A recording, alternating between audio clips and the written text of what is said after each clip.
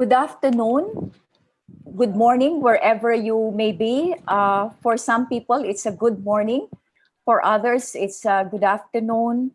I welcome you all to the 8th webinar of the University of the Philippines, CIFAL Philippines. This webinar is focused on water management, water and sanitation for all. It's called Wash for the Goals. But first of all, let me greet and thank all our registrants. We have altogether so far 759 registrants from 27 countries all over the world and from different continents. And I'd like to mention these countries as a way of welcoming everyone to this webinar.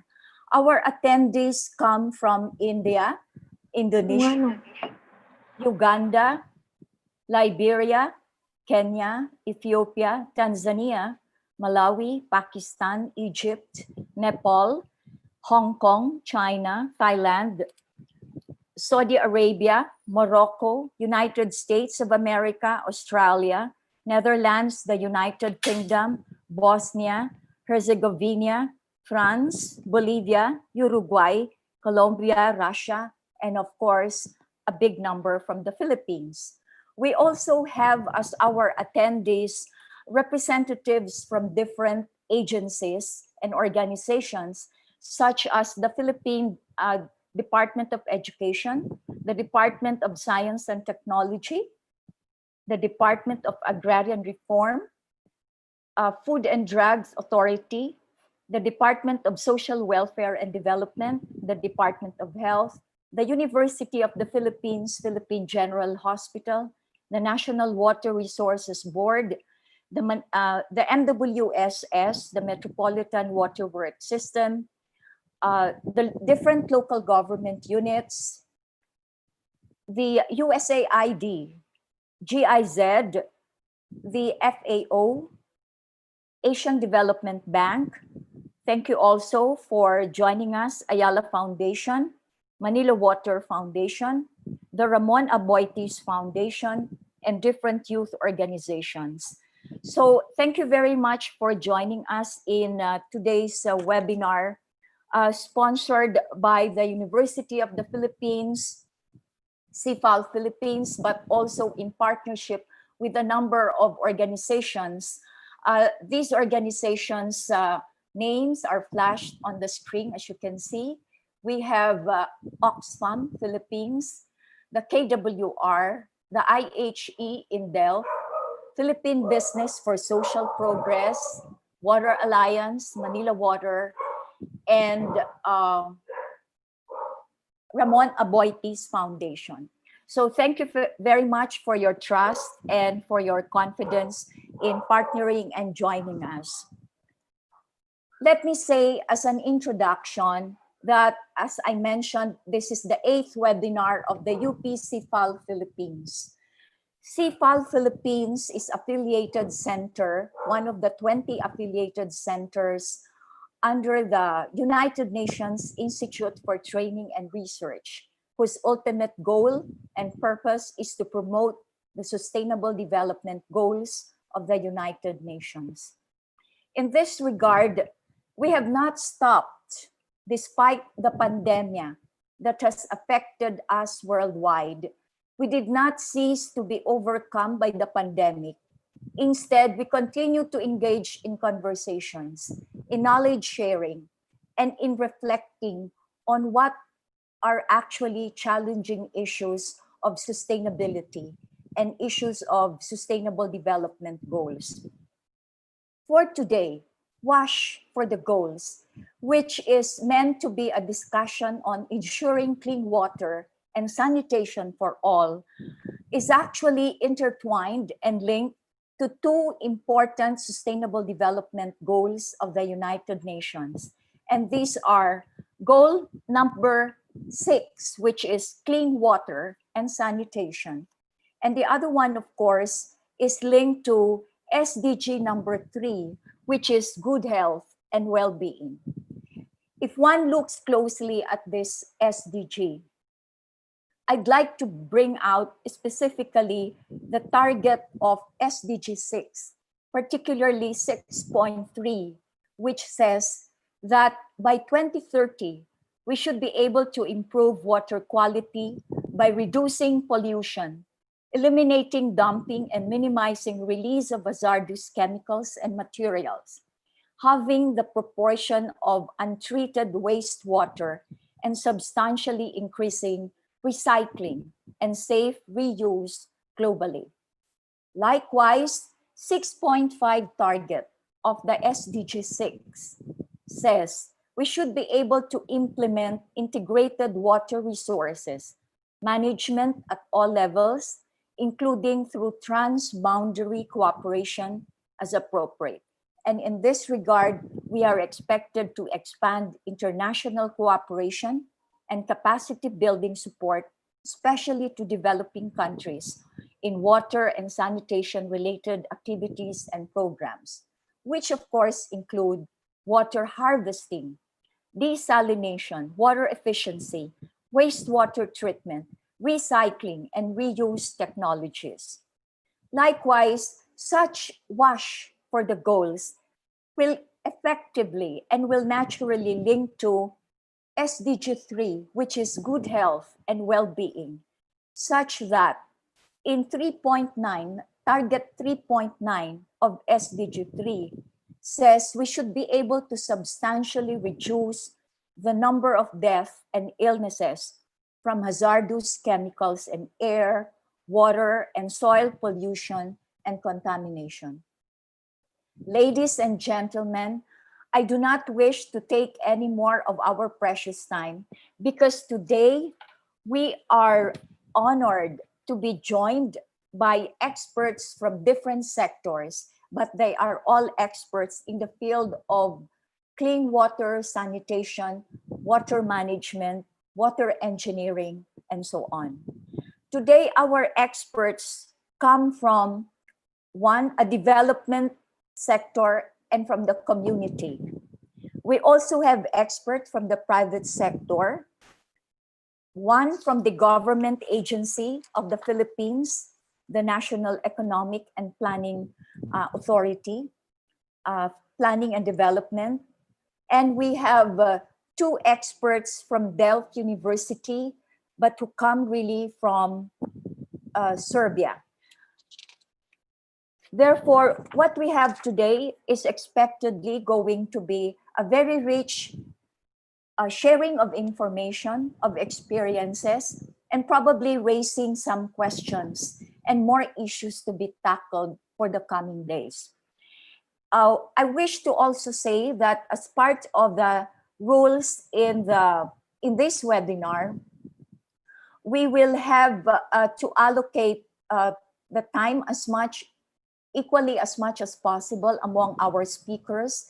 We will give them around 10, 15 minutes each, right? After which we will have a short 2-minute break through a video clip by the Manila Water, courtesy of Manila Water, before we proceed to the question and answer. If you please look at your bottom end of the screen, you have the Q&A where you can flash your questions and if possible, direct your questions to your preferred speaker or expert. The staff, the technical staff of CIFAL Philippines will help throw the questions to the proper expert. We are not going to use the hand raising because we want to optimize the Q&A time. So without any more further ado, let me please introduce the first and only lady expert speaker in today's webinar. I'm referring to Miriam Soleza or Moneth, who has almost 15 years of humanitarian experience in WASH. Her work focuses on people-led programs and projects, which integrate behavior change interventions with making WASH infrastructures more accessible to communities in need. Apart from her work in WASH, she got involved in different humanitarian work involving both natural and man-made disasters. Her specializations include having a cluster and market-based approach on WASH, sanitation innovation, barrier analysis on WASH in emergencies and development, community-led total sanitation, and phased approach to total sanitation. Most importantly, she continues to advocate for gender and the DRR mainstreaming and safe WASH programming in her work. Ladies and gentlemen, I would like to call now Monette Soliesa from Oxfam Philippines. Monette, you now have the floor.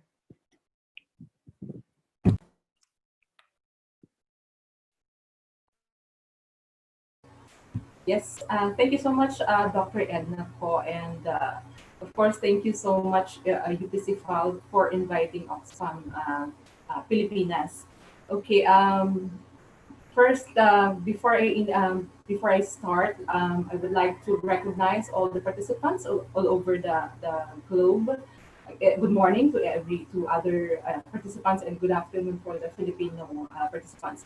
Let me start my presentation by introducing Oxfam, why we do and what we do. Next slide, please. Oxfam is an international confederation of 20 organizations, and we are in 67 countries, working together with our partners and together with the local communities. We are over 30 years here in the Philippines doing long-term humanitarian development and advocacy work along with our partners in the community. Next slide. And our vision, just to quickly discuss our vision as an organization, our vision is a just world without poverty. We want a world where people are valued and treated equally, enjoy their rights as a full citizen, and can influence decisions that actually affecting their lives. Is this difficult? Yes, difficult, but it can be overcome, and this can be put into action through our partners. But how do we put this into action? Next slide, please. Of course, just to quickly show you our common approaches to monitoring and evaluation and social accountability. This is actually the framework. As you can see, at the heart of or the core of our project cycle, we ensure that our partners, the people that we work with is at the center or at the heart of everything that we do. Starting from the assessment to the planning and designing of the program, and to the implementation, evaluation, and redesigning if necessary, we ensure that the community is part or very much engaged in the whole cycle, in the whole process. Next slide, please. We have ongoing WASH implementation.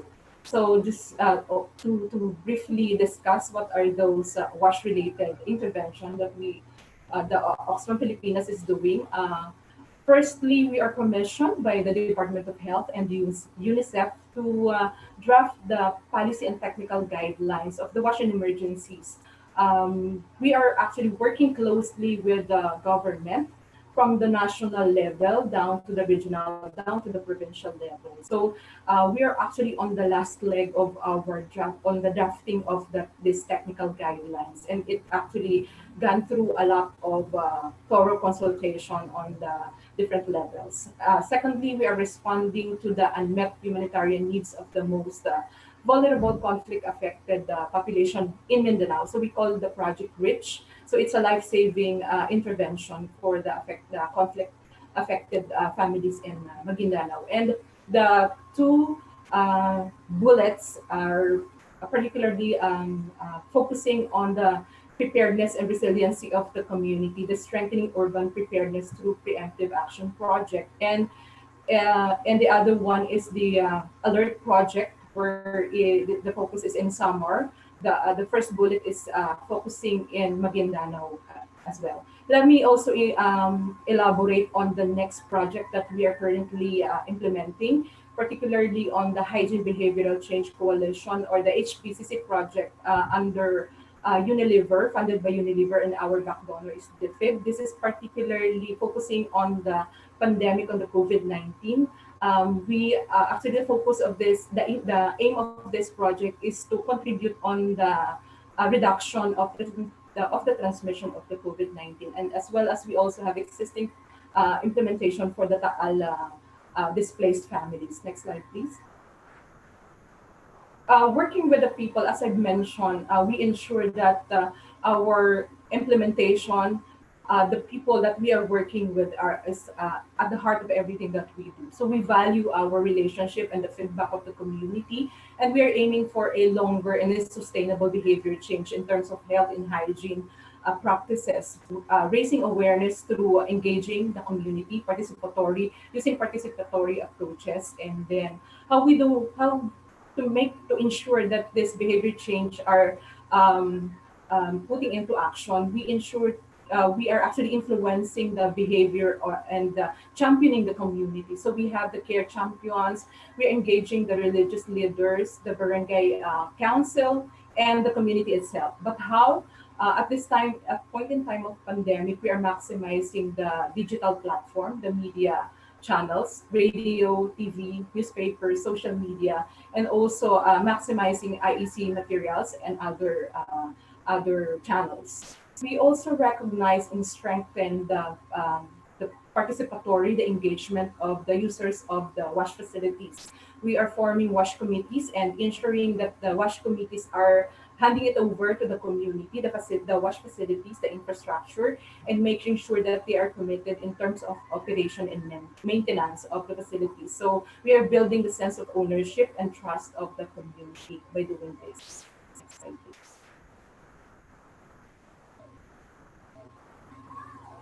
And also, we are very much working in terms of changing, in terms of adjusting our design based on our learning. So we are quickly adjusting based on the situation in the area. We ensure that we closely coordinate with the government, as I've mentioned a while ago, close collaboration in terms of ensuring that we are following the government's protocol. And finally, and lastly, we respect the expertise of our partners, and we value their contribution in ensuring that we are supporting to develop those expertise. Next slide. This photo is actually taken during the Mangkot response. When the disaster strikes, we ensure that we are, together with our partner, we able to respond to the need of the community, whether it's a natural disaster or a man-made disaster. Typically, we do a complete package of WASH, water, sanitation, and hygiene, and integrated with food, and of course, gender and protection as a collaborative implementation. Next slide, please. As I mentioned again, the intervention for WASH, we are responding to the emergency phase. We're in the life-saving stage, and immediately we transition if depending on the situation. We are implementing and redesigning early recovery approaches, and then transition to development phase. But specifically for WASH, we provide life-saving intervention, and then later transition to behavior change, a more longer and sustainable implementation, plus a combination of the demand creation and WASH and markets. Next, please. Just to share also that same with the other organization, implementing organization, that we are also facing a lot of challenges because of the COVID pandemic. Firstly, is because we are working in most of the geographically isolated, disadvantaged area. It was really difficult for us to reach those areas, given the restriction of mobility. How to ensure that we are providing proper information and providing the right intervention for them. Secondly, we have to ensure that our partners, our partners on the ground are complying with the government's protocols, guidelines. And next is we need to secure permits for us to be able to go to the community. And of course, we need to ensure that we are following the health standards. Health standard like ensuring that our frontliners, our partners is provided with PPEs and they are following the minimum standards. But because of the global, in terms of how to procure the PPEs, it was really difficult. The last bullet would be many things are need to consider in terms of changing and adapting different approaches, how to follow the protocols. Sometimes you need to think of more lead time in terms of distribution and procurement, and you need to strategize and more think of more targeted participants because of the restriction. Next, please. How do we address the challenges? Of course, there are a lot of things that we've actually doing and did be done. We've doing until now for us really to overcome those challenges. First is in terms of training, we are maximizing the online platform. Most of our trainings are held via online. So in some areas, of course, we cannot avoid the physical training. So we ensure that we are only targeting small number of participants and then it by batches. And then approach were adjusted again based on the context and based on the situation on the ground. Again, using the digital platform, very exploring different platforms on how to reach the community. For research initiatives, especially for the remote areas, we are maximizing other methodologies like using phone, Skype, Zoom, sometimes messenger chats. In terms of online coordination and trainings, meetings that being conducted, we are very sensitive when it comes to the partners that are actually participating the activities. Given that we are majority of the participants are working from home, so we are considering the care work of our participants. Next slide, please. Our innovation is, of course, there are some changes in approach. For the hygiene promotion, we adapted the Mom's Magic Hands, menstrual hygiene management. In terms of hygiene kit distribution, we ensure that we address specifically the needs of the women and girls during the pandemic. And again, maximizing the social media. And of course, we have existing an ongoing radio program for more to reach the people, especially in the GIDA areas. Creative and interactive activities, we have approach using clay modeling and having a consultative workshop with women, children, men, and ensuring that they are part of the designing of the wash facilities. The tools, in terms of tools, we are using the Wash M tool of the London School of Hygiene and Tropical Medicine. And we are also another tool that we are introducing, the community perception tracking, wherein this actually very particular on what the community is thinking about on the specifically for the pandemic, for the COVID-19. Next slide, please. This is just a photo of the consultation that we did. This is in Barangay UP in Maguindanao. This is a displaced Lumad community in Barangay UP. So this is together with our partner. We've done a consultation and provided them clay, and then we consulted in terms of the design of the superstructure of the toilet facilities. This is under the Eco Project in Maguindanao. Next slide. And this is another example of our visibility, the IEC materials that we put up in a strategic, very strategic location, and their water source in the area where the people are usually gathering. This is under the project of REACH, and it, as well as this is the same area in Maguindanao, together with our partner, the COM, IDLs, and Unifil. This is again under the ECO project. Next slide, please.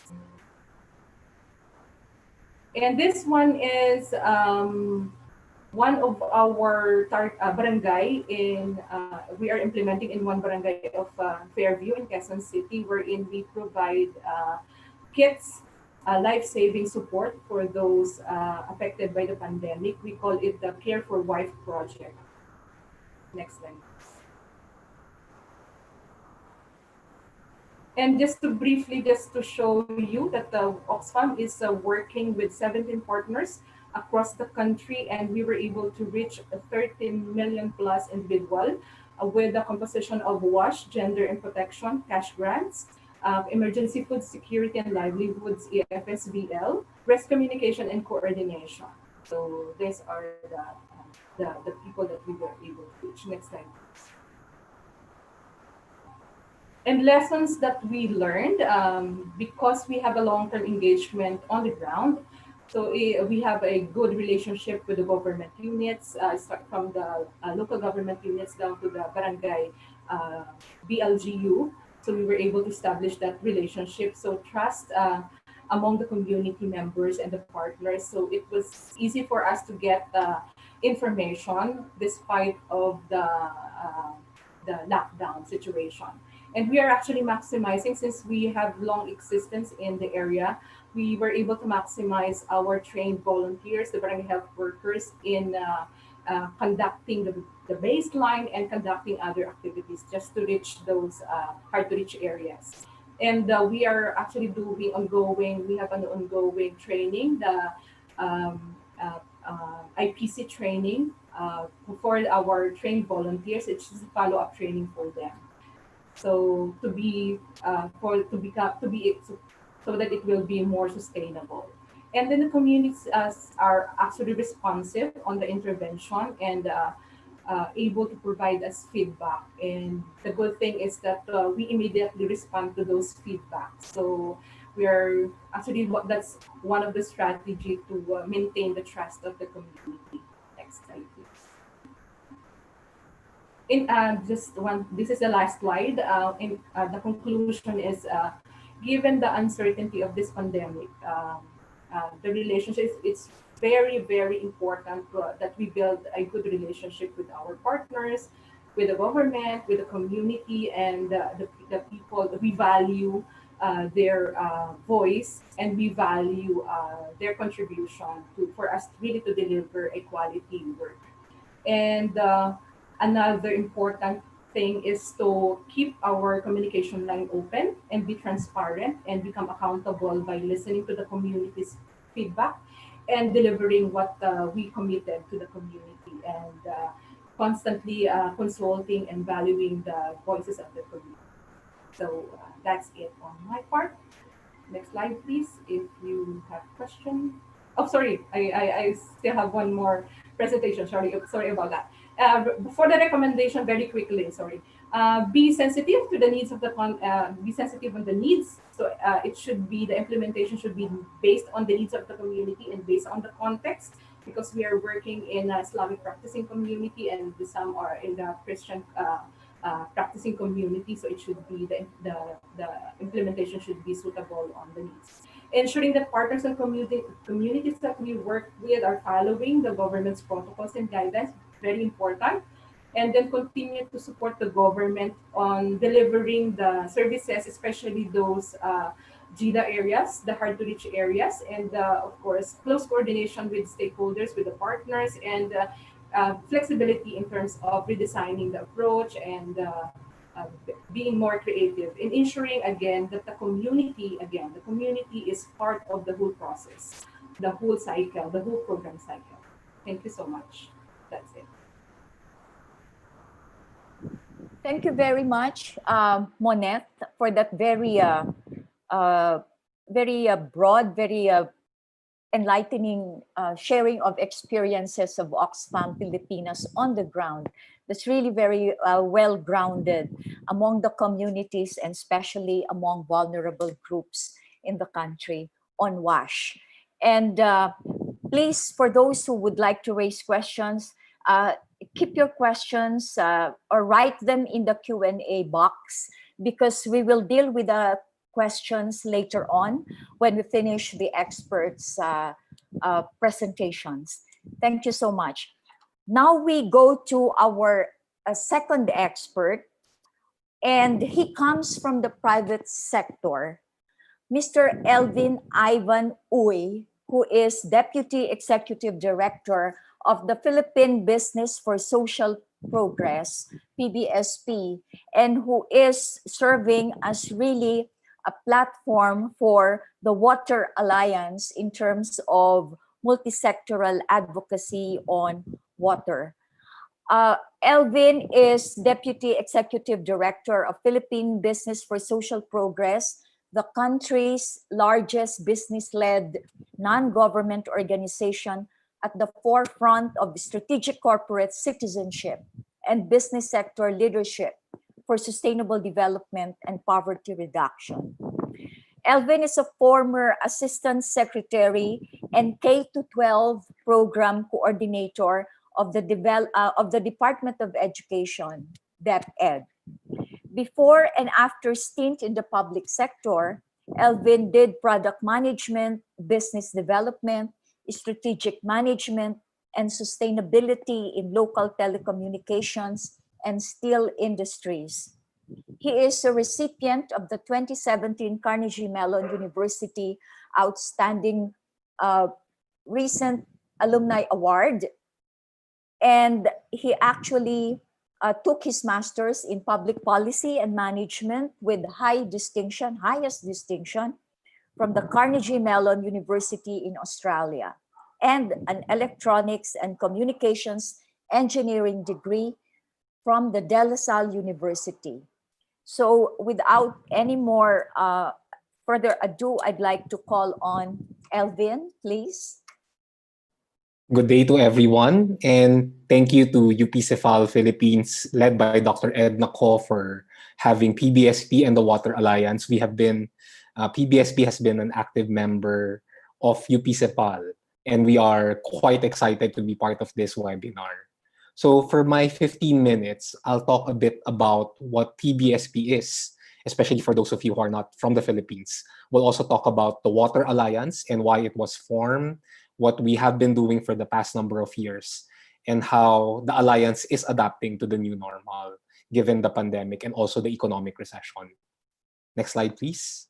So Philippine Business for Social Progress started or was established in 1970, incorporated in 1971, and is the primary vehicle for private businesses here in the Philippines to interface and operate in social development and poverty reduction work. We are a private sector-led organization, but we are a social development or non-government organization. So we have our feet on both the private space and the development sector space. And we interact with governments, with communities, with the academe, and with other stakeholders in carrying out our work. Next slide, please. So PBSP creates sustainable solutions to societal problems and delivers social impact through meaningful partnerships with companies, donor agencies, government institutions, academe, and other stakeholders by leveraging business sector investment in social development. We have 4 flagship areas, and these are health, education, environment, and livelihood. And water is firmly with the environment space.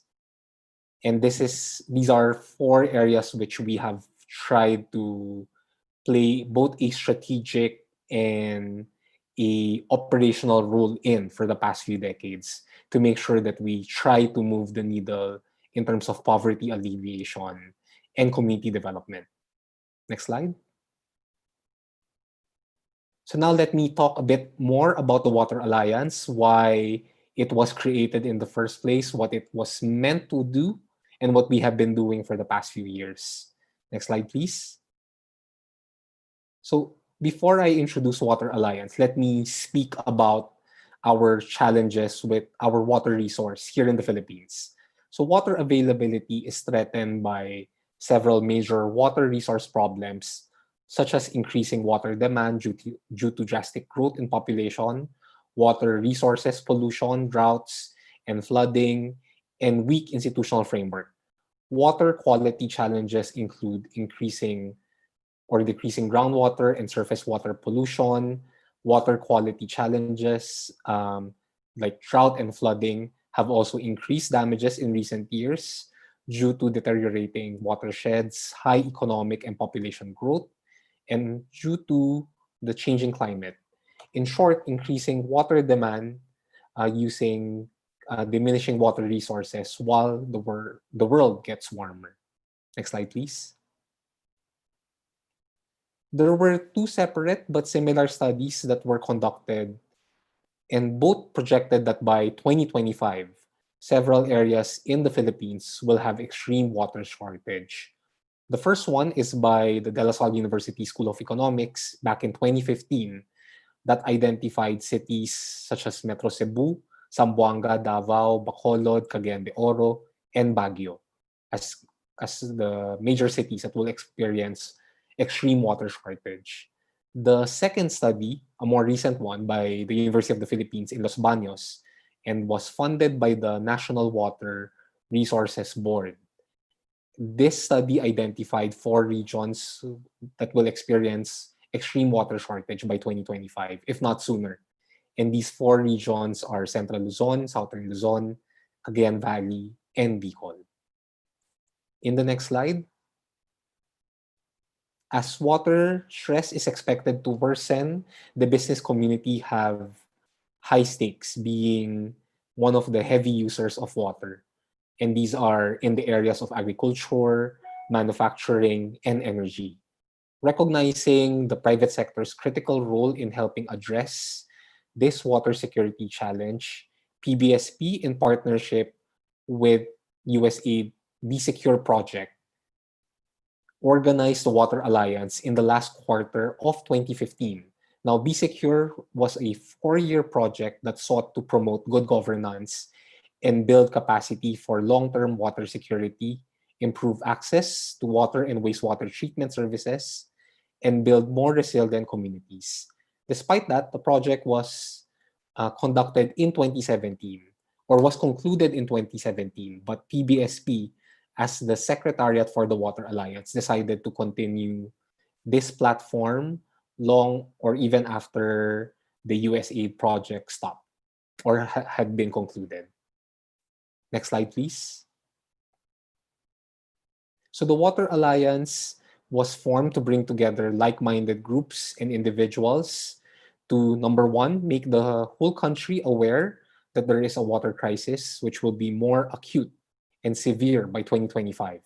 Number two, identify and implement measures that each one can do, whether individuals or organizations, to help address the problem. And then number three, contribute to the Philippine government's agenda in water and help in the realization of SDG number 6.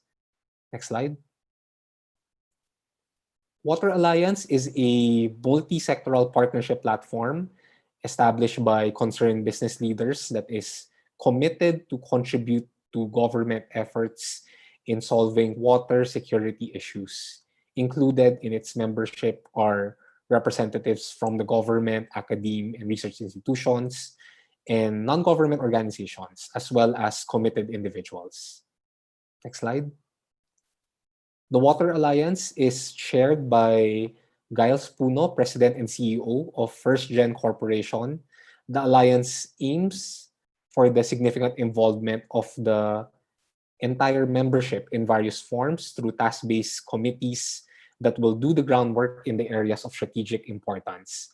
These action agendas were identified and discussed during its first General Assembly back in April 2017. And since that time, there have been 4 clusters for the work of the Water Alliance. Cluster 1 is the cluster on water for waterless. This is on providing safe water to waterless communities. And this is led by Coca-Cola Foundation through its head, Cecil Alcantara. The second cluster, cluster 2, is water footprint reduction. And this focuses on the conduct of water demand management training to promote the adoption of measures to lower water footprint and treat wastewater at company and industry levels. This is led by the Maynilad Water Academy through Dora Gamboa. Cluster 3 is on water governance and policy reform, focus on raising awareness of the different gaps in water governance and contribute to the development and advocacy for the passage of essential policies, laws, or regulation. This cluster is led by Dondi Alikpala. And lastly, cluster 4 is on water research and database, focus on the conduct of studies on water stress areas and in developing solutions and plans to address water resource sustainability and security for collective action. This is led by De La Salle brother Armin Luistro. Next slide, please. Now, in terms of what the Water Alliance has been doing since the outbreak and the recession here in the Philippines, let me share with you a few slides. Next slide, please. So the Water Alliance will continue in our advocacy using various means such as online or digital platforms. In fact, we have partnered with Isle Utilities, one of our Water Alliance member, and the vice chair of Cluster 2 for a water sustainability solutions webinar series. We have conducted 2 webinars so far. They are on trade waste and wastewater management held last May 8th, and the resource recovery and circular economy webinar held on June 19. And we will be announcing very soon an introduction on water demand management and available technologies. The second session on resource recovery and circular economy is available on YouTube if you are interested to watch that session. Next slide, please. Now, in consideration of the pandemic and quarantine restrictions for large gatherings, the Water Alliance planned to hold its 3rd General Assembly and the annual Water Forum using innovative and interactive means of conducting online events and maximizing technology options such as the use of virtual rooms or tours for water technology exhibits and learning sessions, among others. The theme will be on water and COVID-19, as a lot of you might expect. Next slide, please. The Water Alliance and PBSP shall also enhance its objectives to include sanitation and hygiene as a way to adapt to the new normal or maybe to a better normal. Our campaign is called the iWash campaign, or in Filipino, it's Iwas Hawa sa COVID. It's a play on words that translates to infection prevention against COVID. This will be a combination of an awareness raising campaign on the importance of proper sanitation and hygiene to prevent the transmission of the virus and the provision of mobile hand washing facilities with support from the private sector and other donors to areas with very limited resources. So what we're showing here in this slide is the design of the hand washing facility plus the campaign handle for the iWash campaign. Next slide, please. Before I end my presentation, let me share this really good quote from Asit Biswas of a Stockholm Water Prize winner.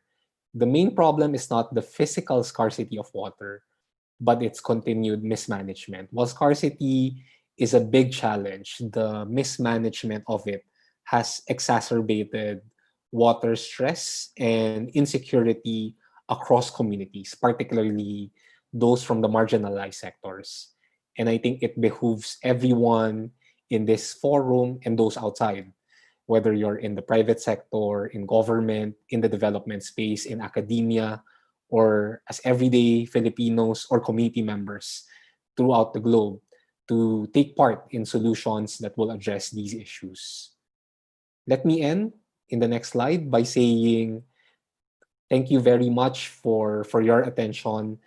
The Water Alliance and Philippine Business for Social Progress will continue to be your partner for a collaborative undertaking.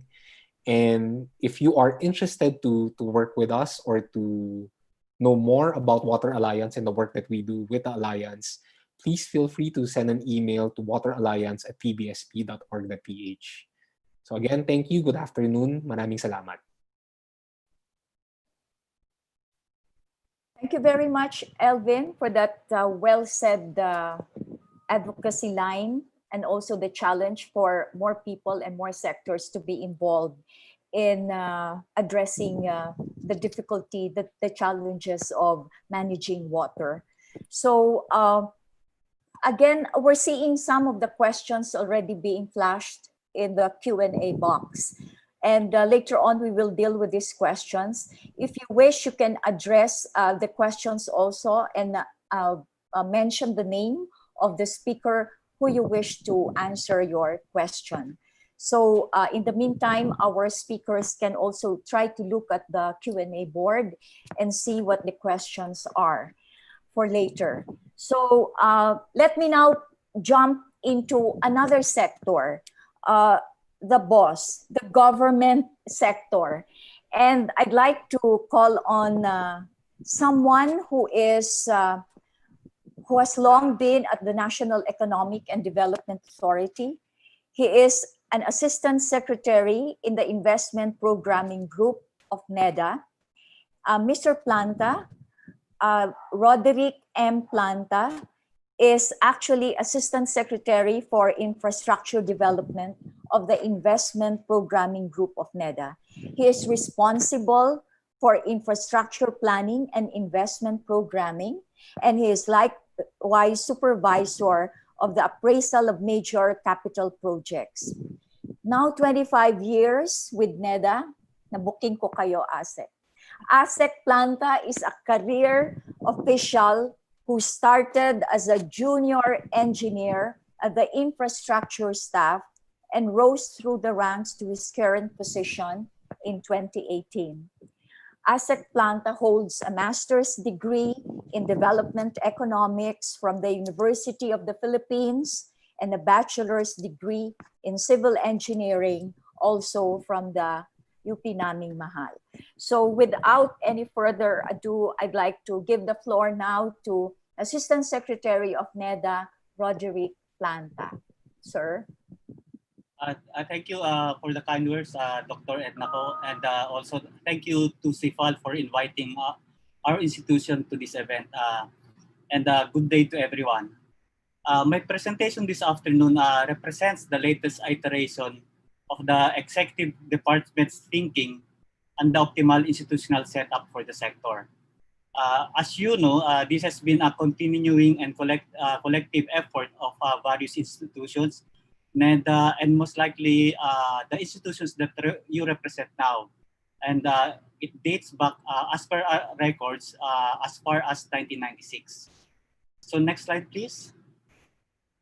A common way of characterizing the water resources sector in terms of institutional governance is that it is fragmented.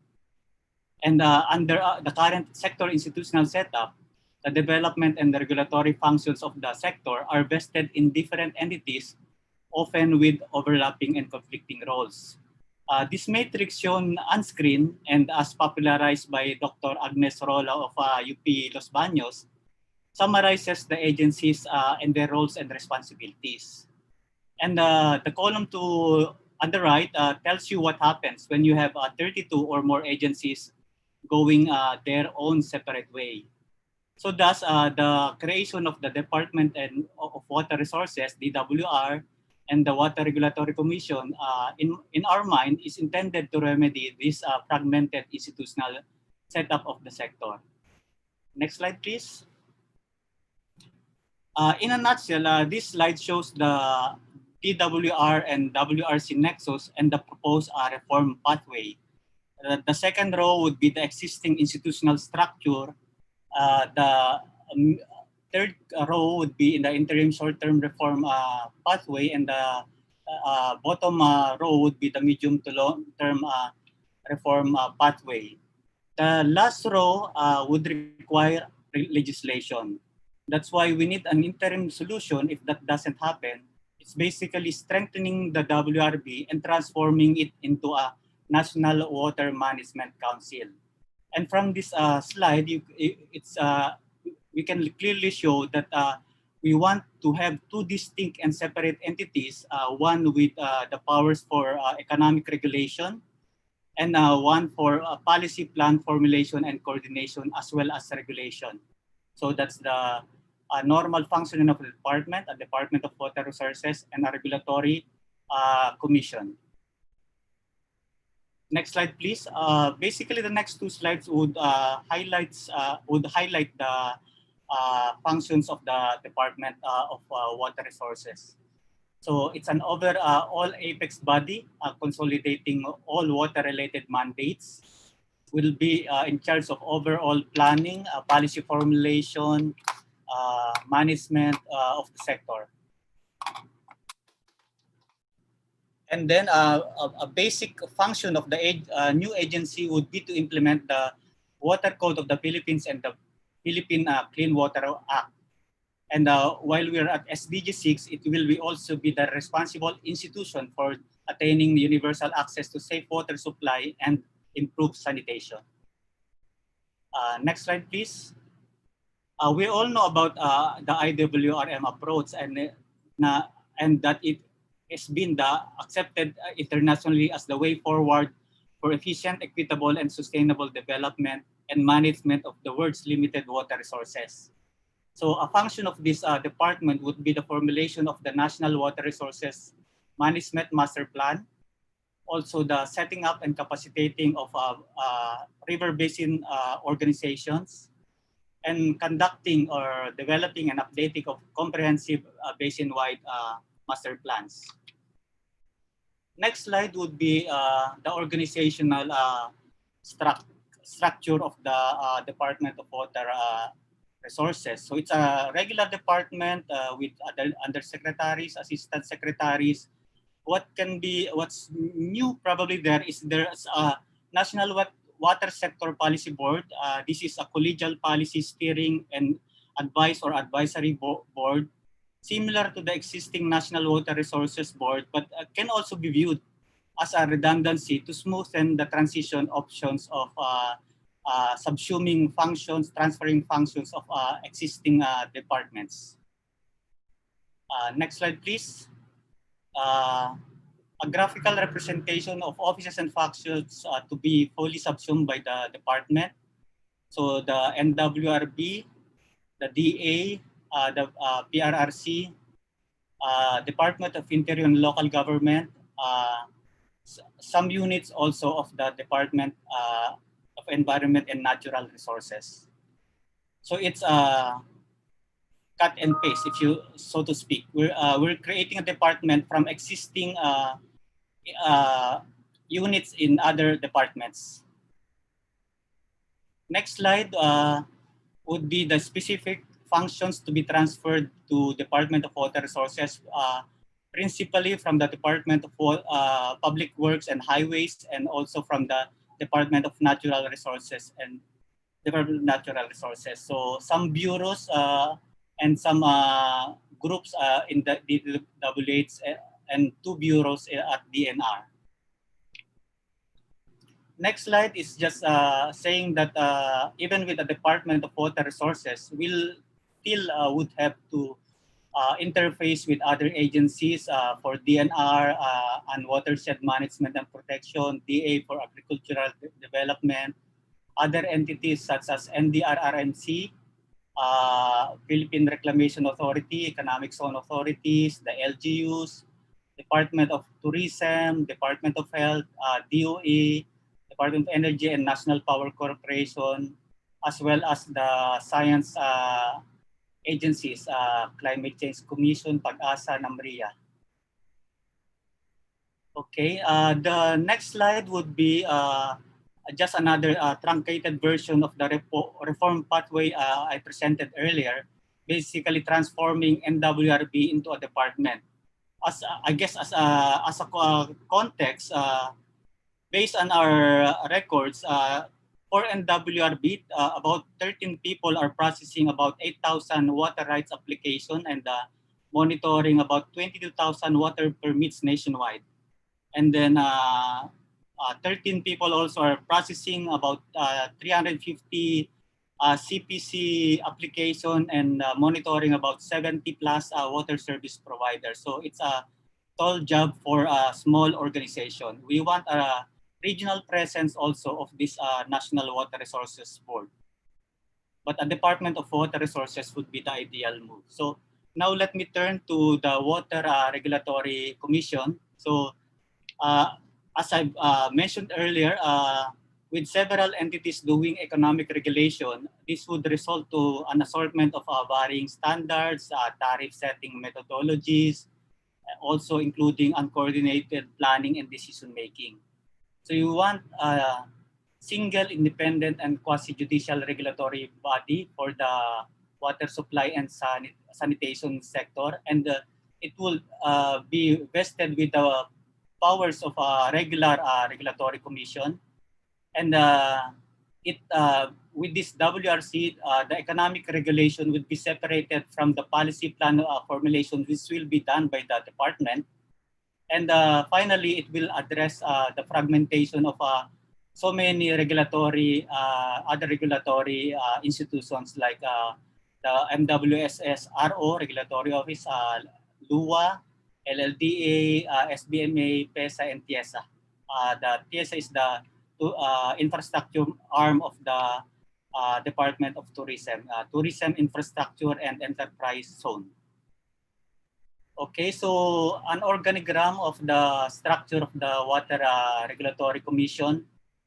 Just for context, the boxes below all these water service providers, per our count as of December 2018, water service providers as listed in the NWRB listang tubig would be about 25,000. So this includes water districts, LGU-run utilities, water cooperatives, private utilities, rural water supply associations, barangay water supply associations. Okay, next slide would be graphical representation of what functions will be subsumed, will be transferred to the Water Regulatory Commission. So the Water Utilities Division of the NWRB, the regulatory units of MWSS and LUA, the TIESA and PESA, BCDA also. So it will be centralized into one entity. Next slide. As with the DWR, it will also be in constant interface with other departments, DNR, and Environmental and Water Quality Protection, DOH for drinking water and sanitation standards, DPWH for flood control, local government units, and the Department of Water Resources for water allocation and data collection. Okay, this slide, we're just showing that the next phase of the process is on the legislative front. So we are seeking the wisdom of the legislative branch to effect this much needed reform. And since this is my last slide, we hope for your unwavering support to see this reform agenda through. So magandang hapon po sa ating lahat. Thank you for your presentation, ASEC Planta.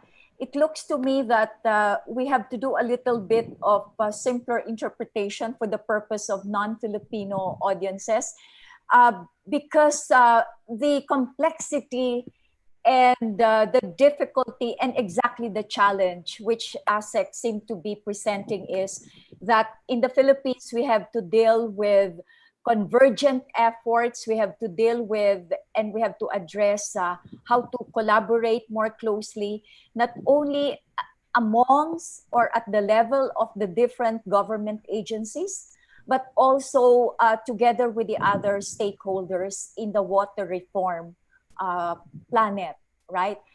So what is presented here are the different proposals and pathway to reform how we are managing our water in the Philippines, primarily led by the government sector. And as we know, it is still in the process of legislation. There has been a lot of discussions and work going on, but it's in the legislative portion, and hopefully, because of the disturbance of the pandemic, I think we in the Philippines could pick up once more to work again into the moving towards the water reform. As you can see, it's complex and it needs a little bit of more cleaning up, water to be cleaned up and converged actually in terms of its institutional management. The previous two speakers spoke about being grounded, working with communities, and at the same time, we have the private sector shuttling between communities, water stakeholders, other players, and how the private sector is contributing towards a better water management and addressing efficiency of and making available the technology and the possibility of options for better water management. After going through those three speakers, we have now the time for the academia to speak in the science language and in a more technical terms, perhaps, based on their expertise. There are two speakers we have gotten from the IHE Delft in the Netherlands. And I'd like to first call on, first of the two, we have Professor Dr. Damir Brajanovic, who is Professor of Sanitary Engineering at the IHE Delft Institute for Water Education and endowed professor at Delft University of Technology. Areas of his expertise include ProPur and emergency sanitation, fecal sludge management, urban drainage, wastewater treatment. He is pioneer in the practical application of models in wastewater treatment practice in the developing countries.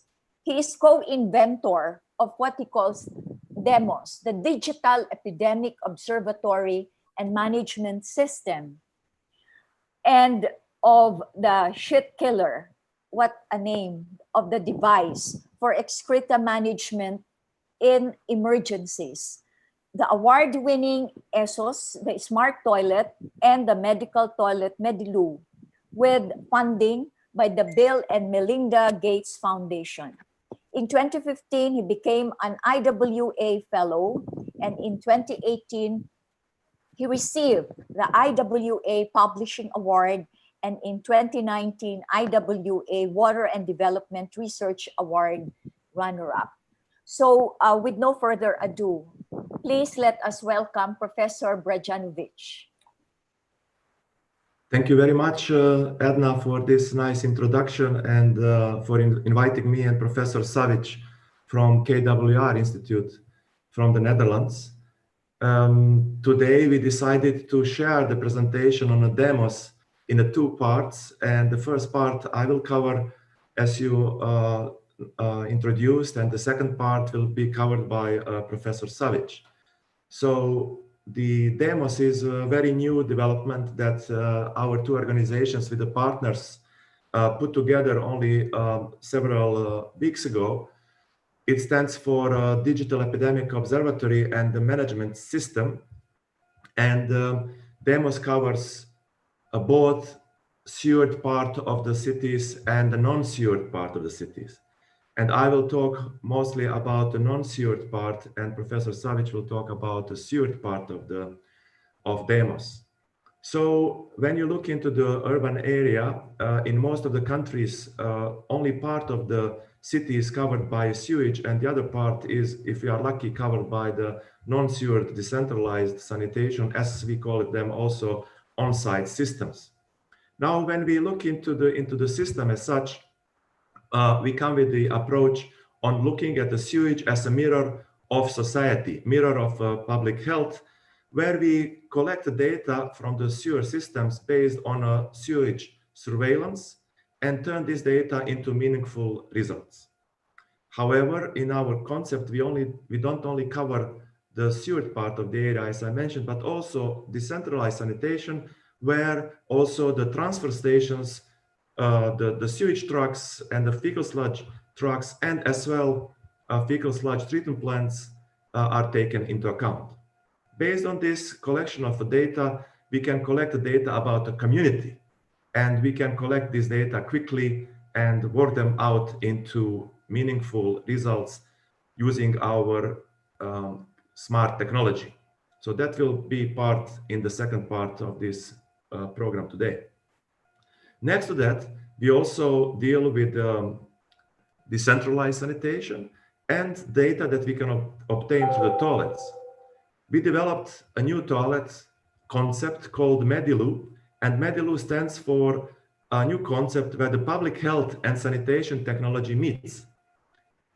What is interesting about the Medilu approach that the data that we collect, of course, with taking account all privacy and ethical issues that may arise, is that we use a lot of technology, so lots of a latest technology, which is partially already existing technology and partially technology under development, to collect a non-invasive type of data. So without taking any samples from users, no samples from blood, no samples from DNA and so on, and generating the data that can really be used for early detection of infection diseases on individual level.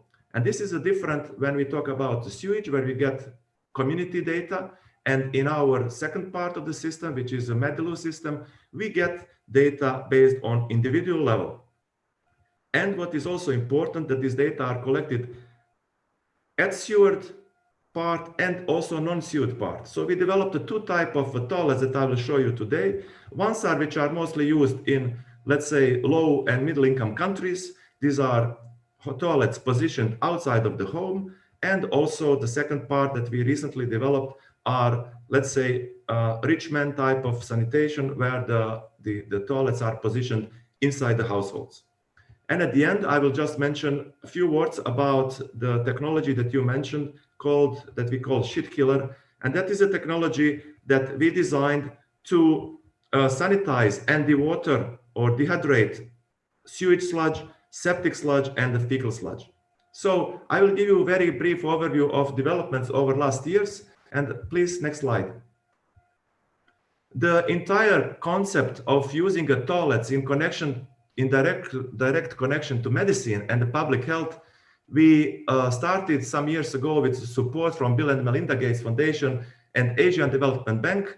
And we started from the emergency settings. So at that time, we developed first experimental prototype of our new toilet called ESOS, a smart toilet. And ESOS stands for Emergency Sanitation Operation System. The toilet has been developed as raised pit latrine, so raised latrine with a urine diversion toilet, where the wastewater, actually the feces and urine were separated in two different tanks. So it's a type of a container-based sanitation. And we tested it in Philippines. This is a coincidence that today the most of the public is coming from Philippines. We did the first testing in a refugee camp in Tacloban after the big disaster that hit the Philippines some years ago. And we got very beautiful results from there. And as you can see on this picture, the users were mostly kids. The kids really love the toilet. And they like the gadgets which is there. So the technology is the future, and the kids were the first test. And we also did lots of social studies there. And already from this research, we found out that some smart features of this toilet already indicated some health-related symptoms. So based on our sensoring, we could also detect that person, for example, has diarrhea, or that the person has anemia. Please, next slide. All information which were collected in a smart way. We designed a very special designated software. In this software, we could collect all interesting data that we did first for research. And the first objective of this smart toilet was actually to improve operation and maintenance of many toilets in emergency settings. because we need to provide in emergency settings lots of toilets in very short period of time, and you, more importantly, have to manage them. From this point on, please next slide, we moved into next generation of smart toilets that we developed with the government of the Netherlands money, and we applied these toilets, as you can see on the picture, in Kenya last year. Please next slide. Here we tested the toilets in different settings as a public toilets in Nairobi, but also in the slum areas of Nairobi. And these were different situations as we have in refugee camps. So we really tested these toilets in real settings applicable in many African or Asian countries. From this information, we got even more confident that we can develop a next generation of the toilets that I can show you on the next slide, called the Medilu.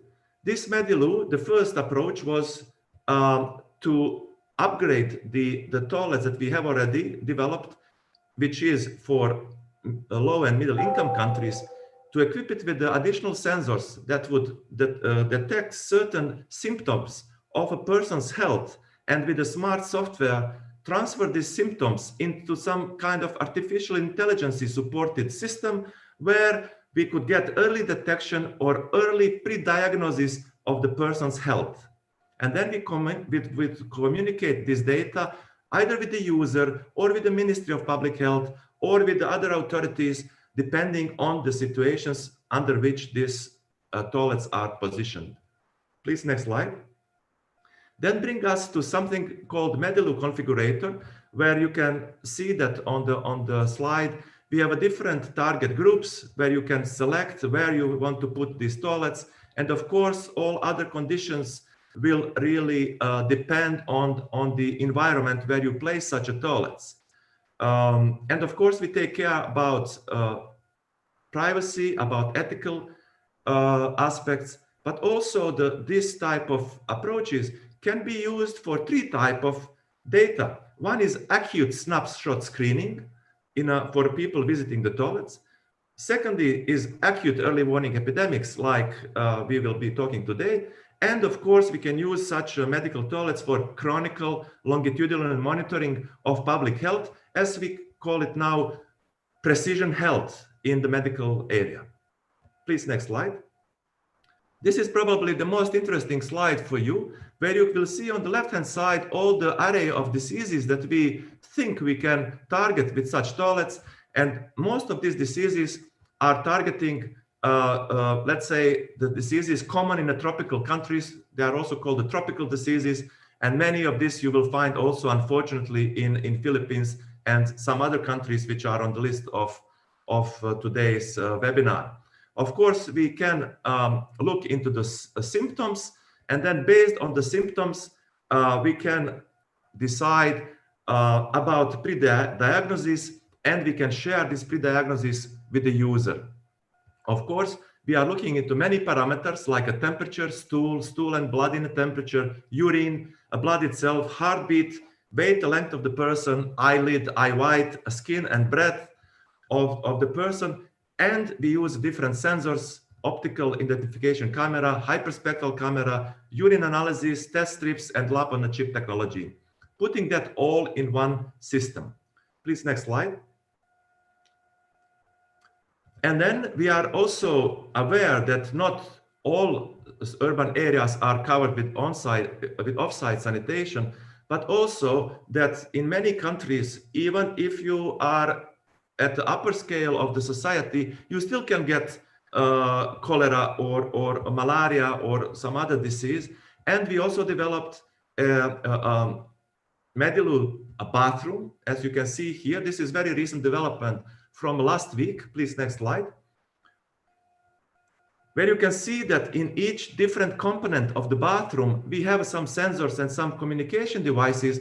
For example, on the left-hand side, you can see on the top optical camera, where you can get information about people's eyes, skin analysis, a temperature. You have a head-up display that you can use for communication. Under it, it's a breath analysis arrangement where you can get an idea about the infectious of the respiratory tract. Then we have a smart toothbrush, which can be used for many different things, to measure heartbeat, to measure pulse, to measure the salva of person. Then you have on the bottom a Medilu tile, a smart tile, which can give you information about BMI. On the right-hand side, you have a smart toilet with the finger identification, with the dehydration sensors, with the optical camera, there analyze urine and feces, weight, temperature, and many other parameters from the person. All together, it comes into one software that processes this data and turns them into result, which will tell you you are healthy or please go and see the doctor. Please realize that this system does not replace the doctors. It only provides some head-up time that disease is detected earlier before it's too late. And this head-up time is sometimes really important because for many diseases, it makes a difference between dead and alive. Please, next slide. So our last interest is in how can we now target a COVID with these Medilu toilets in both versions, outside and inside the toilets. And we are now, as we speak, developing a new concept where we hope that we can get a COVID analysis without taking samples from the blood of the person and without taking DNA sample from the person in a very new and non-invasive way. At this moment, I cannot disclose more information on it. Please, next slide. And now I would like to go to two last minutes of my presentation. It's about a shit killer. Sorry for the name, but it's a name that we gave to this device because this is somewhere at the end of this cycle. So you of course you can discover diseases and you can have idea about the scope and maybe it's epidemic or not, but you still have to deal with the excreta, urine and feces, which are often carrying lots of pathogens, so of different kinds. So we developed the shit killer. This is a novel device which deals with the treatment of sewage sludge, septic sludge, or fecal sludge. Please, next slide. The shit killer has been developed with the support from the Gates Foundation and many other partners. And we developed such containerized, fully industrial treatment, which is based on microwaves. And so far, microwaves were not used in a wastewater treatment. Microwaves were only used in the past for food production and the drying of macaroni or pasta or dry vegetables or fruits, but not in human sanitation. Please, next slide.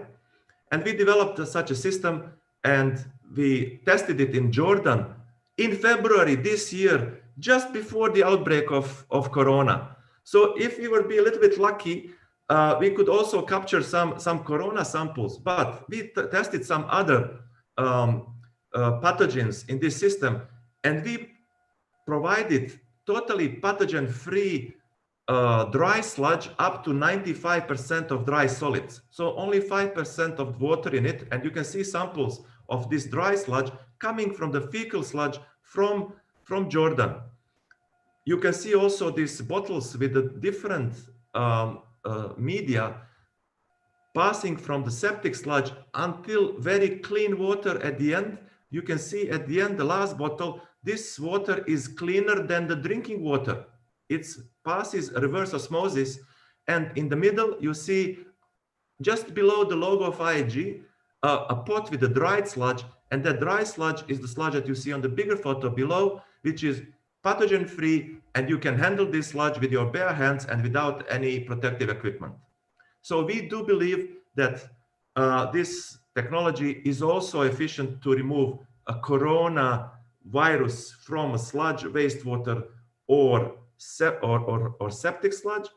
Although we do also believe that there, according to the last research, that from wastewater, we don't expect additional risk coming from the coronavirus to that we have already due to the viruses which are already in wastewater. So in fact, we don't have to be too much worried about corona as a threat in the sewage. not more worried than we are normally worried, and we are already worried to a certain extent, which is sufficient. Thank you very much. And the second part of the presentation will be presented by Professor Savic. These are my information here. My institution is above, and please use the email if you want to know more about the demos and Medilu, ESOS, or Shit Killer. Thank you. Wonderful. Thank you very much, Professor Damir. That was really very much a load of information, a wonderful good news. But I will quickly go to the other professor, Professor Dr. Dragan Savic, because these two are actually, these presentations are really related to each other. But very, very quickly, let me introduce our guest, our expert. Professor Dragan Savic is CEO of KWR, Water Research Institute, the Dutch Drinking Water Company's collective research organization. He obtained his PhD in civil engineering from the University of Manitoba in Canada and in 1990, and then held a number of academic, consultancy, and project management positions in Canada and in Serbia, before relocating to the United Kingdom, where he co-founded the University of Exeter Center for Water Systems in 1998. In 2001, he became the UK's first professor of hydroinformatics, holding his post until 2018 at the University of Exeter, where he was also head of the engineering faculty between 2010 and 2014. In 2013, he was elected a Fellow of the Royal Academy of Engineering, the highest honor for a UK engineer. He is Fellow of the Institution of Civil Engineers, UK, a Fellow of the Chartered Institution of Water and Environmental Management, and a Fellow of the International Water Association. He is currently visiting professor at the Universities of Bari, Italy, Belgrade in Serbia, IHE Delft in the Netherlands, and Harbin Institute of Technology in China. So let's please listen to Professor Dr. Dragan Savic. Thank you very much for that kind invitation, Dr. Ko, and good morning from Europe to everyone, or good afternoon to you in the Philippines. So my talk is a continuation what Damir was presenting. So I will be talking about how sewer surveillance for SARS or coronavirus fits into the demos idea that we've developed. Next slide, please. So the problem that we are facing as a society is that there are indicators in the sewers that we do not tap into, if you pardon the pun. We don't take that information because whatever we digest, it ends up in sewers. So at KWR, for example, and in Europe, we've been doing wastewater epidemiology, linking what information we can deduct from sewers, and it's now a mature field. So we collected data on human consumption, the use of substances, anything from alcohol, nicotine, medical drugs, household cleaning products. They are transformed either by digestion or simply thrown into the wastewater and can be traced. Next one, please. So those what we call biomarkers, digested, transformed biomarkers, can be taken to the lab for analysis. We use what is called real-time quantitative PCR, the latest DNA kind of analysis. And then next, please, then we connect that to the public health. So in the corona crisis, individuals were tested, but not enough. None of the countries tested enough individuals, particularly in the early stages. And sewer surveillance, or this wastewater-based epidemiology, provides that information much earlier, before people actually show first symptoms of COVID-19. Next slide, please. So this is just what we've been doing in the Netherlands. We were doing 5 cities, wastewater treatment works. Just before wastewater treatment works, we were taking samples, and we detected viruses in those before first people ended up in hospitals. So the graph on the right in orange shows how over time the number of gene copies of coronavirus in wastewater goes over time. So you can see it grows very quickly in March and early April. And then the blue and gray line represent reported COVID cases and also hospitalization. So you can see that what's happening in the sewers is a mirror of what is happening in the society. Next, please. And we use that information. So the team, international team of colleagues from the Netherlands, from Spain, Greece, and the UK developed the idea of creating this digital observatory. And that started with the EU hackathon that happened in April. Next slide, please. And the idea actually won a first prize in one of the categories. So we developed something called Sewers for COVID, which is a digital health observatory and gets us to the faster, cheaper, and better decisions. You know, we want to know what is the prevalence of the disease, particularly in different parts of the country or different parts of the cities, whether there are hotspots, and whether we can help in making available resources where they're needed. Next, please. So the idea is to help preparedness. How can you help preparedness? By knowing that something is coming earlier than medical doctors find it in the population. So you get an early warning system. You discover hotspots, and also you can then plan how to mitigate the situation. Next, please.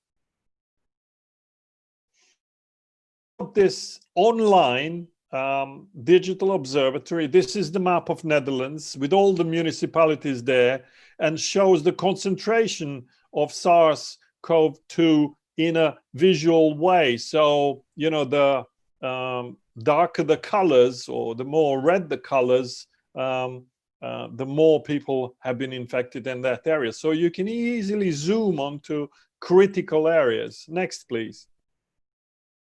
But also what we have done, we've collected the data about vulnerable. We collected the data, everything that is in the public domain or in the government domain, to develop a model how the number of hospitalization of deaths is going to grow over time. So you can see the red line on the right going up very quickly, where at the bottom axis you have number of days before it happens.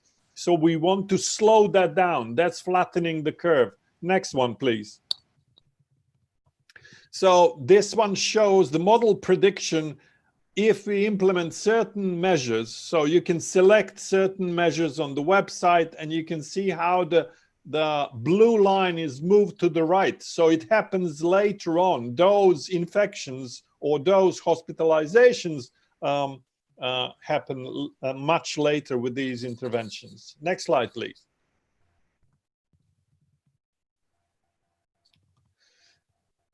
So when we look into that whole thing, the integrated thing becomes what we call this demos. So what kind of data do we need for that?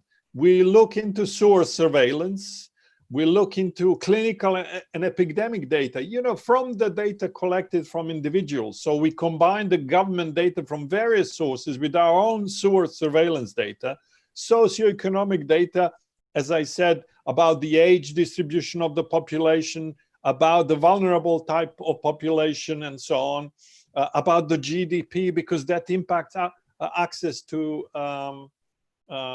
sanitation as well, and other data from social media. You know, if people are talking about temperature, if they're talking about infection, if they're talking about the symptoms, it will appear in social media. So all of that together, next slide, please.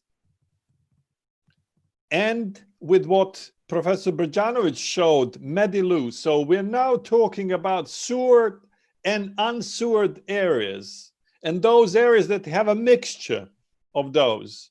All of those, next slide, please, are the part of our demo system. And this is where we came together as an idea that is fully scientifically proven so far to provide that decision support, help in preparedness, in decision making, in mitigating the impact of coronavirus and other illnesses. Next one, please. And this is what, in one slide, the Digital Epidemic Observatory looks like. Basically, you have the blue area in this digital terrain, which is potentially sewered system. And then the red areas on the periphery of this imaginary municipality, you have people who are not connected to the sewers. So we can collect the data from the sewers, but also collect data from transfer stations where municipal sludge is collected from those who are not sewered, and also smart loos or Mediloos can also be connected. All of that information, together with the socioeconomic information and sewer surveillance, can be put into the cloud. We can decide where those sampling points are to give us the best coverage of the area. And then with the smart analytics, we can actually inform the individuals, but also governments and government officials, what is the situation, what are the best interventions, or at least the government officials and those in charge of the situation can try on the online system different intervention and see what the consequences are. So we work in the entire risk management cycle, from preparedness to early warning to response, mitigation, and recovery part. Next, please. So that was basically part of this large and very exciting project that Professor Brjanovic and I are working on. Thank you very much for your attention, and I'll be very happy to try and to answer any of the questions.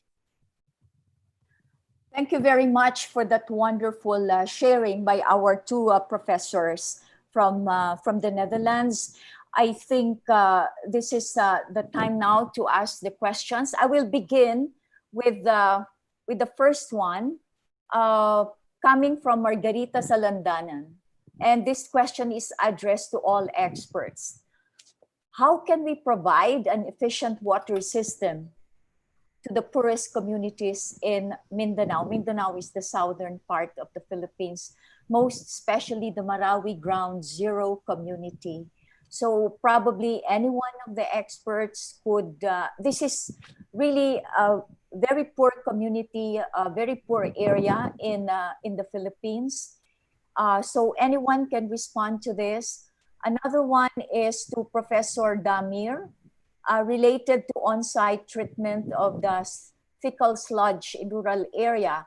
How to treat the fecal sludge from the septic tank without bringing them to the treatment facilities. Since in my country, some people in rural area live in small island, which is very expensive to build the treatment facilities in every island, or to bring the fecal sludge to the nearest treatment facilities. Thank you. So can we have anyone answering the first one? And also, of course, the second question is for Professor Damir. Well, I guess I'm government, so I'll take the first step. Yes, please, Asek. Yes, ma'am. Dr. Ko, I guess the simple solution, well, not so simple, but basically, resources is basically governed by through the budgetary process, having that embedded in some resources of institutions, probably DILG, probably LUA, probably, but it has to be included in a budget proposal, and then at some point enacted into a General Appropriations Act by the legislative branch. That's the roundabout answer. But I think not a neat answer, but it's how my thinking how to go about it. Thank you, Asek. Anyone else who would like to respond to that question before we call on Dr. Damir from the private sector, or maybe from Oxfam, without going through the very bureaucratic, very complex process that was mentioned? This might not also be a adequate answer, but from the experience of PBSP, for example, when we were responding to the Marawi siege, so at every stage of that crisis, during and post, you had different solutions to the water insecurity challenges of the communities. So during the siege, it was really trying to find technology solutions or supply that could address the immediate requirements of the displaced individuals and communities. And then after Marawi was liberated, for example, it was a question of how do you address those that have been pushed out of the margin or to the margins, meaning those in temporary shelters, and what kinds of solutions might make sense for them. So admittedly, for PBSP, we went not so much with the strategic, sustainable, or long-term solution, but we went with the cheapest and fastest, considering the urgency of the requirement. But that was of the view that that arrangement would be temporary, and that PBSP, along with other development organizations like Oxfam, would engage the local government and other stakeholders to find a more sustainable solution. So that's I think a microcosm of some of the most pertinent challenges in the most difficult parts of Mindanao. Obviously, that's not, I think the Marawi example is quite extreme, but throughout Mindanao, for example, you have local governments and water districts that would require more capacity building, more resources, more expertise.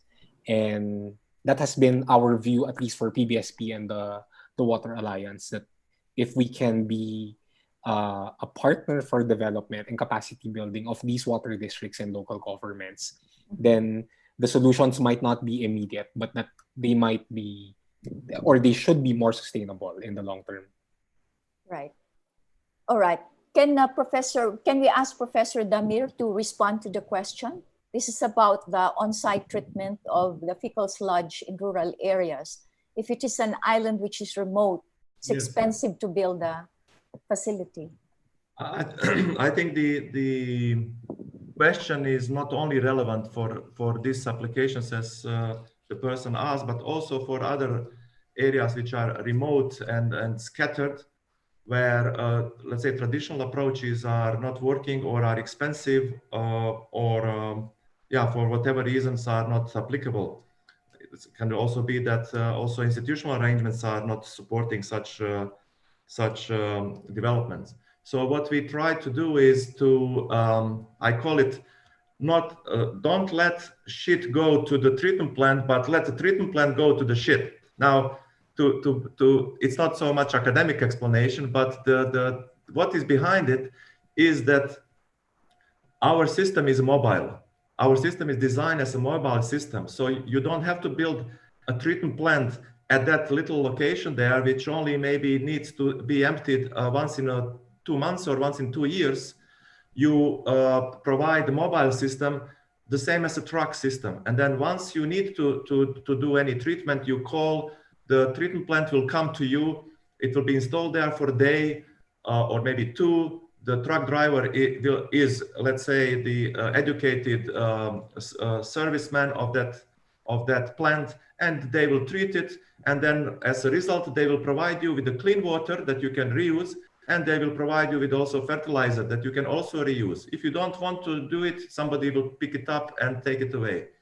So this is the way that we manage the decentralized systems, where one treatment plant can serve lots of little communities around by driving around, installing the system at the place without taking it off the truck, just truck-based system. And then when it's finished, the truck goes to another location. This is our solution for such situations, be it small islands, be some deserted or remote area in the city, or also the areas where they are so highly populated that you cannot find a space for building even a fecal sludge treatment plant, but you can find a place to park a truck next maybe to the transfer station where all sludge is collected from that district or from that area of the city, and then you can apply this type of system. So I think this is something to be outsourced to the vendors as stakeholders in a sanitation business chain, and such systems, as soon as they become available, they can be an important part in sanitation provision in such areas. All right, thank you. I'll do a follow-up question, which is for Professor Savich. Do you, as academic scientists, attempt to reach out to your counterparts in other continents, such as probably in Southeast Asia, to be able to share this knowledge, management of, our detecting? It's in between. It's a cross between preventive, a medical tool at the same time, water waste treatment management.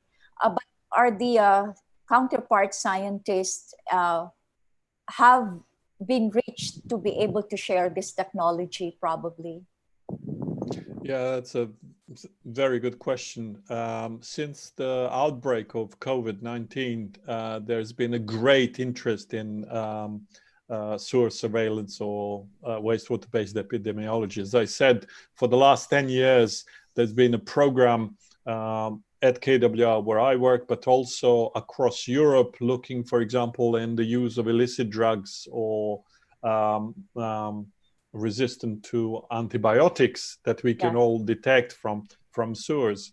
And the world, everybody is now interested in this technology, and there's been quite a lot of international contacts about getting to the same protocol so that we can compare the results, also that we can help other organizations who may have the facilities but haven't been doing it in the past.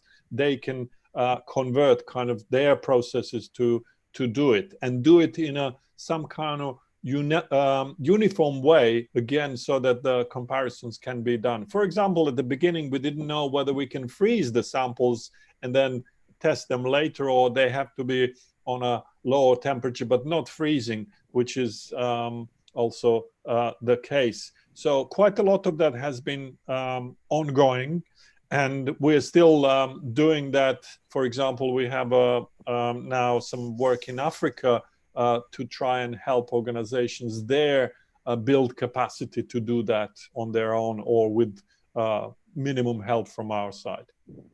Right. Thank you, Professor Savich. There's one question for Miriam. I'm trying to distribute the questions to the experts. How difficult is it to work collaboratively with other organizations that have similar vision and passion as Oxfam and working for the cause? So different organizations will have different financial, logistics related or other challenges.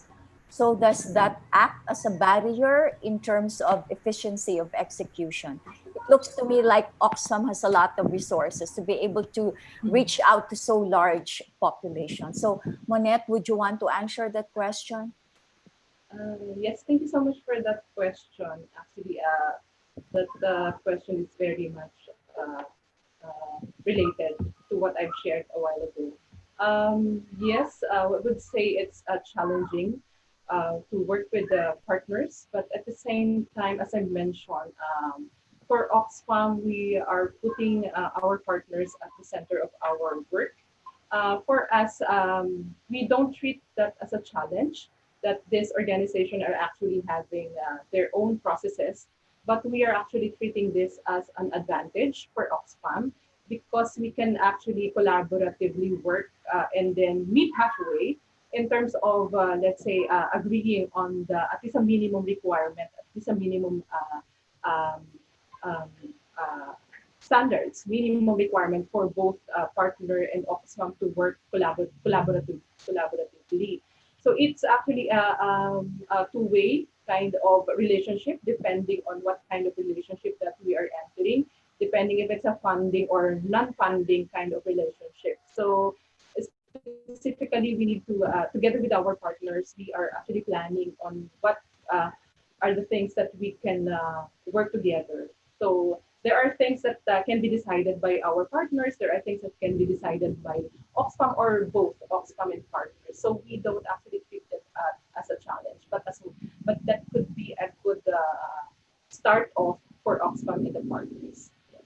Thank you very much for that. Professor Damir, here's one question from India for you. Have you done any study in India? I think she was referring to the kind of experiment or the study that you presented earlier. No, we haven't done any particular study in India for this type of research, although we have in India quite some different projects with other partners, but not on these two subjects that I was proposing here or presenting here. I must say that through another organization that I may mention now, it's called the Global Sanitation Graduate School. That is a new organization to sharing the knowledge on sanitation and the academic products at the master level and graduate level. We have quite some partners in India, very prominent universities in India with whom we are collaborating and exchanging also students. So the students under this graduate school are studying on such subjects. And also the students from Delft, that we have them here in the Netherlands, all of them are going to other places to deal with the research on fecal sludge to Africa, Sub-Saharan Africa and Asia. And one of the reasons is that we have excellent partners there, including India, but also the fact that in the Netherlands, we don't have a fecal sludge. Everything is sewered. The world is our laboratory. So we have a very strong cooperation, but I think in the coming years, we will get quite some research on these particular technologies in India, because our students and students under the graduate school from Indian universities will get such subjects for their master thesis research. Thank you very much. I forgot one thing. I owe an apology to the Manila Water Foundation. They're supposed to show a 2-minute video clip, and I forgot about that. That should precede our Q&A. Could we have could we watch the video clip from the Manila Water Foundation, please? And then we proceed to the other questions later. Thank you.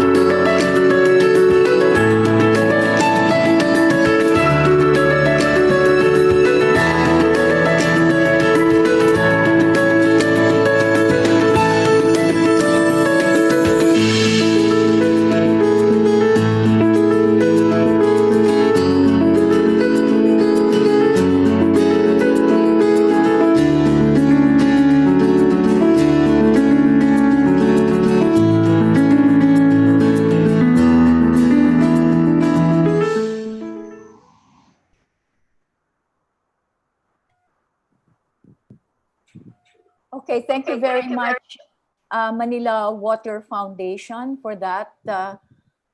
We can proceed to the other questions. Probably we have about 5 to 7 minutes of the extended session, but there is a question here for ASEC Planta.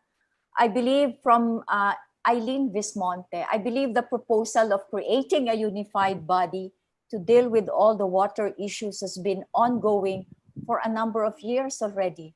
Given the urgency of ensuring that there is enough water to fight COVID-19, where water is essential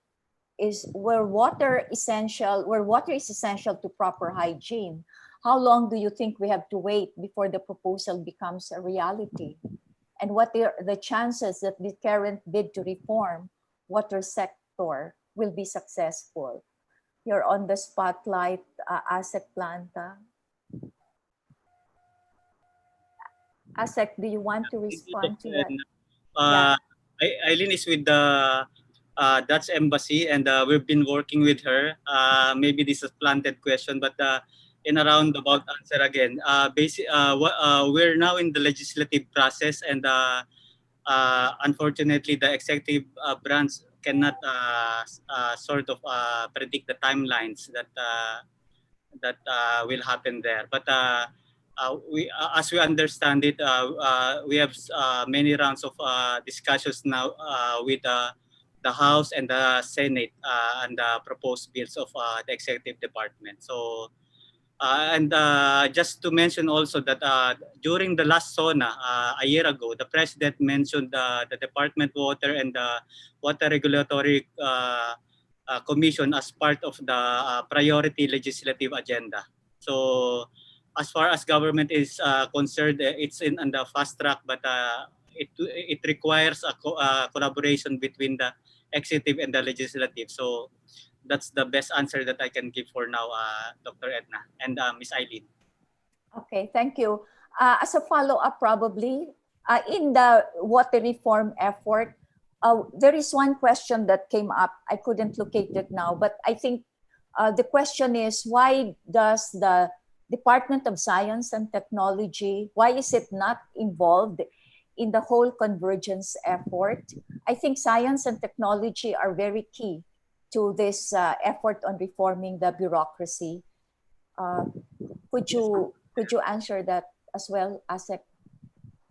Yes, yes, Dr. Rocco. I think I replied also. My initial sense is that from my reading of our proposal, there will be our research and development unit in the department, but basically more focused on the dissemination of proven technology. So in our mindset, the cutting edge will still be done under the DOST's domain. So in the presentation, we're saying that the DWR and the DOST will have interface. So we're not quite sure if that's the optimal strategy, or carving that out of DST and putting it in DWR, or there's a sort of division of labor. The more advanced part would be taken by the DOST, and the sort of run of the mill will be done by the department. But we're open to suggestions po. It's probably one of those articulations that need to be refined further. I will raise this one last question to everyone before we ask maybe a 1-minute final statement from each of the 5 experts. The last question is the pandemic changing our paradigm on water use? And probably for the 2 professors, on the is the pandemic changing our paradigm on the pursuit of technology and so on? Who would want to answer the question first? Government na lang muna po. Okay. I guess Sige, for our taxes. Well, I guess my first reply would be that the need for the sector reform that we've been proposing, because right now with the COVID, we're missing this single department that is championing the concerns of the sector. Like we have a Secretary of Health championing the needs for the sector, but for us with so many departments, we don't have a focal voice that is advocating what is needed for the sector. And there's so many things that need to be addressed, but the cabinet stature and the mechanism that would deliver the necessary reforms, the capital requirements, there's no, at the moment, there's no such entity that would advocate for the needed investments in the sector. So we're starting at a disadvantage when we're saying that. Okay. Anyone else who'd like to pitch his or her thought on that? Is the pandemic changing the water paradigm, the paradigm on water use? Elvin, would you want to respond? Right. I think the pandemic and the recession is changing all paradigms, meaning this is probably the first time in our generation, if not 3 generations, where we had to grapple with a massive global pandemic and probably the deepest recession since the early 1900s. And it is quite difficult. So from where we stand as PBSP, as part of the development sector, but also as Filipinos, I think it has exposed the fragility of our systems, whether that's in government or in the private sector. And a lot of the conversation now is how do we try to grapple with both the public health crisis and the economic downturn. And then eventually, as we weather these 2 crises together, then we can speak of how to build back better, how to make sure that our systems are more resilient, more responsive, and hopefully more adaptive to the kind of changing environment and uncertainty that we will be increasingly confronted with. So that challenge confronts the water sector, it confronts the public health sector, it confronts our economic systems. And I don't think there is a one-size-fits-all answer. I think it's very important that all stakeholders have a say in this. Government has its own paradigm and framework for dealing with the crisis and how water could be advanced as a sector in the country. All our communities, particularly the marginalized, should have a voice. One of the questions in the chat, for example, was a question for indigenous communities. You can also speak of people who are dealing with disabilities or other handicaps. And once we try to address these challenges, I think that's the kind of thinking that all of us have to be immersed in. And then water is just one of the many things that we will have to address going forward. Okay, thank you for that, Elvin. I'm sorry to abbreviate the discussion, but I have to ask for the one final parting shot from each of you. Let's begin from the last speaker. Dr. Savich, would you want to have a final statement for our audience, for everyone?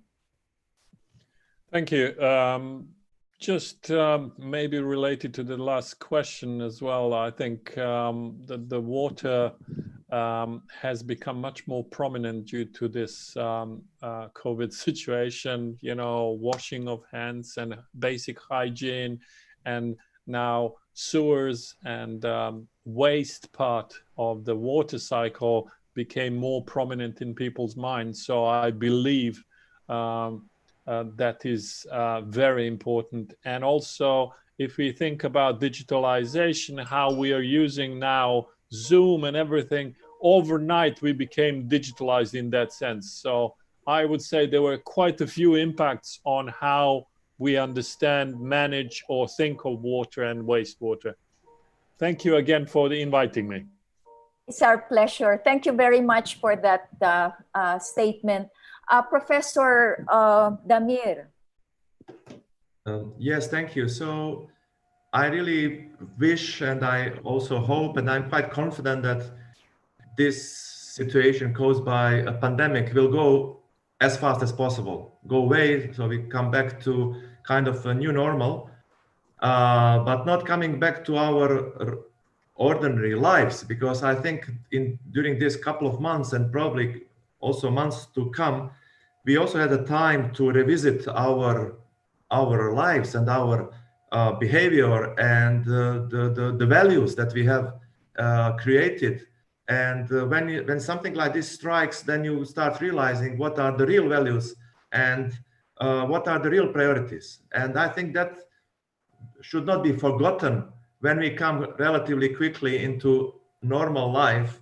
And I think that the momentum that has been created now, coming back to Professor Savic said, again, water pops up as one of the factors which is essential for life and for healthy life.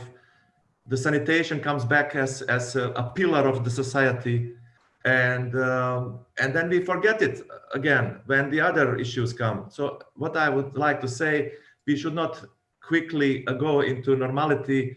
We should remain observant, and we should remain being aware of the tasks that we have in front of us. SDGs are by far not achieved. We partially failed in MDGs, especially on the sanitation side. Now we have another chance with SDGs. Now it's kind of interrupted by COVID, but maybe this interruption is also can be used. So, to use the crisis for the good things and to highlight some and to remind us on these basic values, and then to put more money on research and development. As you could see that in last decade, we witnessed so many technological developments, and there is a huge potential in using existing technology in the new context and combining the existing developments into the new arrangements that can bring us to very quickly to the next level of development. And I would really like to use this opportunity to invite people to cooperate, to share results, and to work together. As this COVID is an example, tomorrow there is another webinar on Dragan. I think you also participate there with your people on EU umbrella project, sharing the information from many countries in the world doing the sewage surveillance. And this we should not only do when we have pandemics, we should just do it as business as usual. So I think these are the messages and the lessons learned that we should take in a positive way and start continuing with these approaches, digitalizing, sharing, and not closing in our own small research shops, but sharing the collaborative approach is the future. Wonderful. That's a powerful statement that comes very inspiring, and it makes us reflect also during this time of the pandemic. Wonderful. Could we ask a statement from Miriam from MONEF? Yes, thank you so much, Dr. Go. Just really my message for everyone is that as a representative from the non-government organization, we are also affected by this recession, and we are also having challenges in terms of funding. And as you all know that we are also part of, we wanted to be part of how to contributing to the reduction of the effect of this pandemic. Maybe the message is really for us, same with the professor, that we need to work collaboratively and how we can think of maybe to work together in terms not only for funding, but as well as how we could really think of other ways or innovative ways of how we were able to really to mitigate the transition of this COVID-19. And as well as I would also like to say to everyone that there's a group, the Wash Cluster group, are very much active in terms of collaborating with each other. So this is headed by the Department of Health, and then together with the different organizations, both private and non-government organizations, are jointly working together. And we are here to support the government and as well as the different stakeholders that really fighting for this COVID-19. Thank you so much. Thank you very much, Monette. With those statements coming from our experts, I'm sorry that we have not probably covered or addressed all the questions raised. We hope to continue the discussion. And as Professor Damir said, let's continue to share, no boundaries through the online approach, bring in more science than politics into the frame of the new conditions and the new challenges.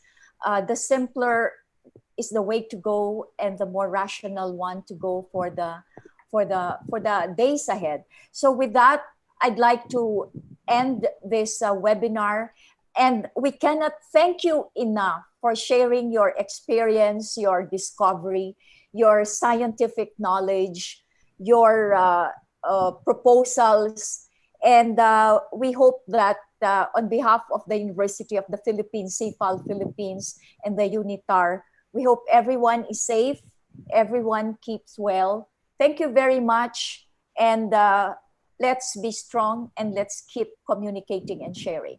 Thank you, everyone, and as well for all the participants who stayed on. Bye. Bye. Thank you. Bye.